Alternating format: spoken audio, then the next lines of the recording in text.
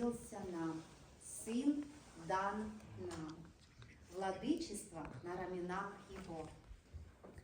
И нарекут имя ему чудный, советник, Бог крепкий, Отец вечности, князь мира. Стихотворение написала Любовь Бертышева. Младенец родился, и дан нам Спаситель, кто двери открыл нам в святую обитель. Владычеству Сына предела не будет, пред ликом святого преклонятся люди.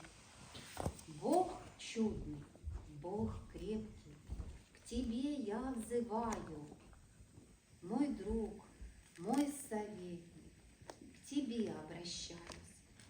Благой и великий, премудрый и вечный, погрязшим во мраке, в любви бесконечной, во прахе и пепле стою пред Тобой. О, что я, Господь мой, в глазах Твоих стою, но Ты меня любишь, хранишь и прощаешь. Когда упаду, Ты меня поднимаешь.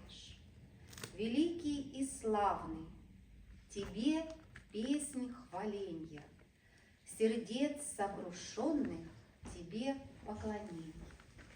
Великий и славный, мы славим сердцами, Тебе честь, держава, Ты царствуй над нами.